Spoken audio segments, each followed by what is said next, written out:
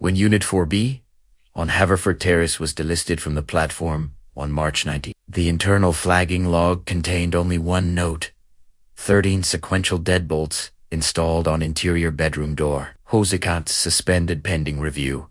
Guest communication thread permanently archived. The guest who filed that report never used her real name on the platform again. What could compel someone to install that many locks on a door that opened into their own home? Before we go further into what happened in that apartment, if you're drawn to cases that platforms don't want you to remember, stories buried in deleted listings and redacted incident reports, hit that subscribe button and turn on notifications, because these archives don't surface themselves, and some investigations are only preserved in spaces like this. Here's what most people don't know.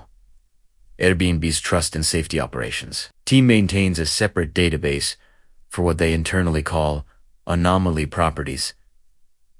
Listings flagged not for code violations or bad reviews, but for architectural inconsistencies that suggest prior tenant trauma or concealment infrastructure. Second, between 2016 and 2019, over 400 listings in the northeastern corridor were temporarily hidden from search results due to what the platform's geocompliance audit labeled lock density anomalies, a metric that measured the ratio of locking mechanisms to habitable square footage. Third, there exists no federal requirement for short-term rental platforms to disclose why a host account is terminated if that termination is classified under internal safety protocols rather than public legal action. The reservation was made on a Tuesday. The guest, who we'll refer to by the username she provided, Mira K., booked a studio conversion in a pre-war building on the edge of a gentrifying district, the kind of place where street names still appeared on paper maps, but not on most routing apps. The listing photo showed exposed brick, hardwood floors, a narrow kitchenette, and a single interior door leading to what the description called the private sleeping area.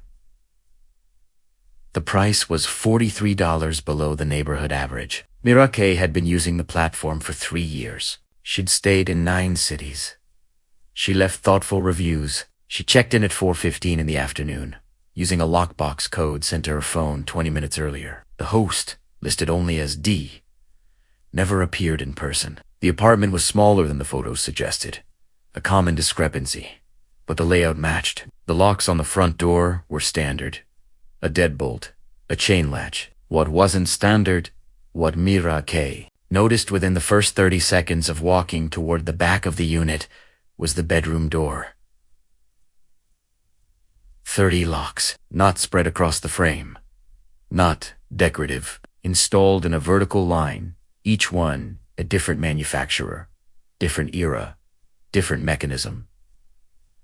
The top lock was a vintage mortise. The bottom was a barrel bolt screwed directly into the baseboard. Between them, sliding chains, surface-mounted deadbolts, a padlock hasp, two keyless cam locks, and something she described in her later message to support as a kind of hook latch you'd see on a shed.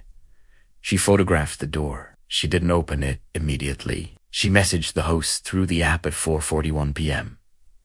"Hi, quick question about the bedroom door. Just want to make sure I'm using it correctly."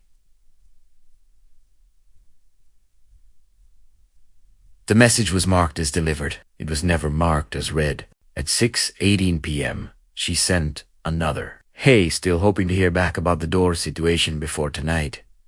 No response.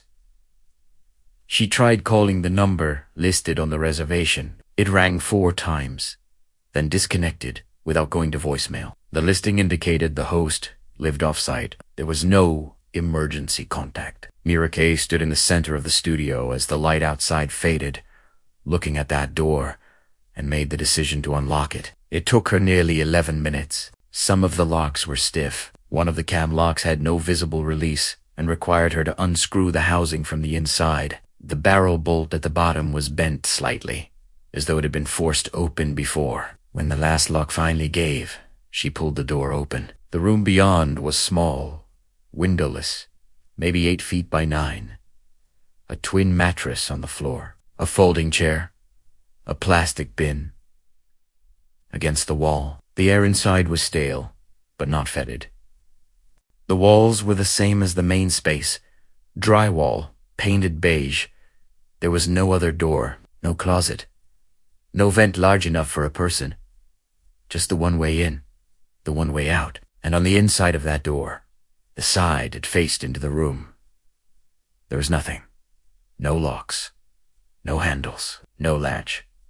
Just a smooth painted surface and 13 screw holes where the lock mechanisms had been installed from the other side. She didn't sleep in that room. She pulled the mattress into the main area and slept there, with her phone on. Location sharing enabled with 2 friends, and the front door chain latched. She didn't hear anything unusual during the night. No footsteps in the hall. No sounds from adjacent units. At 2:57 a.m., she woke to her phone vibrating. A message, not from the host, but from the platform itself. An automated notification. Your host has sent you a message. She opened it immediately. The message read, "The top lock is for the wind. The second is for the neighbor who had a key made in 2012. The third was installed by the previous tenant after the landlord came in unannounced. The fourth is because the frame was damaged during a domestic incident the police never followed up on. The fifth is for the son who used to live here before the eviction. The sixth was added after someone was found in the hallway at 3 a.m. trying door handles. The seventh is because the super has a master and can't be trusted. The eighth is for the man who kept calling himself a building inspector. The ninth was installed after the window across the air shaft was broken and never repaired. The 10th is for the sounds that come through the walls at night that no one can source. The 11th is because the lease says, I'm not allowed to change the front door lock. The 12th is for the person who lived here before me, who I never met, but whose mail still comes. The 13th is for you." Mirake took a screenshot. She did not reply. She did not go back to sleep. At 6:22 a.m., she left the apartment, did not return the keys to the lockbox, and checked into a hotel using her own credit card. She submitted a full incident report to the platform's support team by 8:15 a.m., attaching the photos, the message thread, and a written request for an immediate refund and account review. The case was escalated to a specialist team within 12 hours.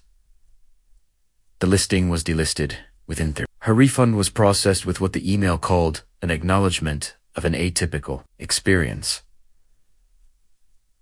The host account associated with D was suspended, then permanently removed from the platform on March 19th. No public explanation was provided. No follow-up was requested from Mira K. The reservation thread, including the 2:57 a.m. message, was archived under a classification that prevents it from being surfaced in future disputes or audits. What makes this case particularly resistant to conventional resolution is the gap between the message content and the forensic reality of the listing itself. When the platform's internal safety team reviewed the case file, they found that the listing address, while corresponding to a real building on Haverford Terrace, had been associated with 3 different host accounts over a 4-year period, each using a different name, each operating under a separate email domain, none of which could be traced to a verified identity. The building's property management company confirmed that Unit 4B had been leased to a single tenant for the past 6 years, someone who had no knowledge of any short-term rental activity, and who denied ever installing additional locks on any interior door. The building's superintendent, when contacted by a third-party investigator retained by the platform, stated that the unit had been inspected twice in the previous 80 months for maintenance reasons, and that no such lock-in configuration had been observed. The lockbox used for check-in was not registered to the building, and its serial number traced back to a bulk purchase made by a wholesale distributor in 2014, sold through a discontinued online marketplace with no customer records retained. The message itself presents interpretive challenges. Analysis of the metadata embedded in the platform's communication logs shows that it was sent from an IP address geolocated to a residential proxy network commonly used to obscure origin points, routed through at least 3 nodes before reaching the platform servers. The timing, 2:57 a.m., corresponds to what digital behavior analysts call a non-human send window, a time bracket statistically associated with automated messaging scripts rather than manual composition. Yet the message's structure, its syntactic rhythm, the highly specific reference, the narrative cohesion, none of those characteristics align with template-based or bot-generated text. The phrase "the 13th is for you" functions as both closure and open threat. Semantically complete, yet contextually it presupposes knowledge of the recipient's presence, intent, and vulnerability. It implies surveillance without naming a surveillant. It converts the physical locks into symbolic infrastructure, each one a sediment of past fear, but offers no way to verify whether those fears corresponded to real events or to the psychological architecture of whoever installed them. 3 elements compound the investigative opacity. First, the listing's photo metadata, when extracted and analyzed, revealed that the images had been taken with different devices over a span of 8 months, suggesting either a non-contiguous occupancy or a multi-stage staging process. Second, a reverse image search on the exterior building photo used in the listing matched a real estate aggregator posting from 2013, indicating that the listing may have borrowed legitimacy from an unrelated property archive. Third, the phone number associated with the host account, when traced through telecom records, subpoenaed in an unrelated fraud case, was linked to a VoIP service that allowed for number spoofing and call forwarding without geographic anchoring, making it functionally impossible to establish whether the host ever physically existed in the city where the listing was located. Mira K. did not pursue further action. She did not file a police report. She did not return to the neighborhood. In a follow-up message sent to a friend 3 weeks later, recovered through a secondary platform audit, she wrote, "I keep thinking about how long it would take to install 13 locks. How many trips to the hardware store? How many hours of drilling? How many times you'd have to stand on the other side of that door and decide it still wasn't enough?"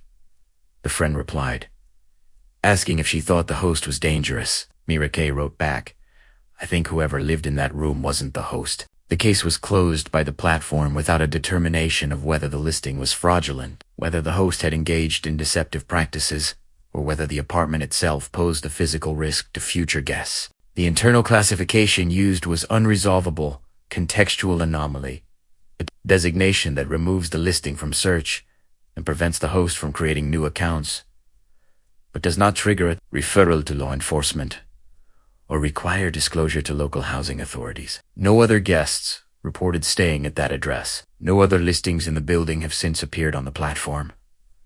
The building itself still stands. Unit 4B still exists. The property management company has no record of any tenant complaints, any police visits, any maintenance requests related to door locks or interior modifications. What remains unaccounted for is the gap between the message's claim and the physical evidence, or rather, the absence of physical evidence. If the locks were real, if they were installed over time, if they were responses to sequential events, then their removal, their disappearance from the scene by the time any external party could verify their existence, suggests either a rapid remediation effort or a theatrical construction designed to destabilize a single guest's perception of safety without leaving forensic trace. The alternative, that the locks were never there, that the photos were doctored, that the entire experience was a form of psychological manipulation executed through the platform's communication infrastructure, raises the question of motive. Why target one guest? Why construct an elaborate narrative of fear for someone with no prior connection to the host,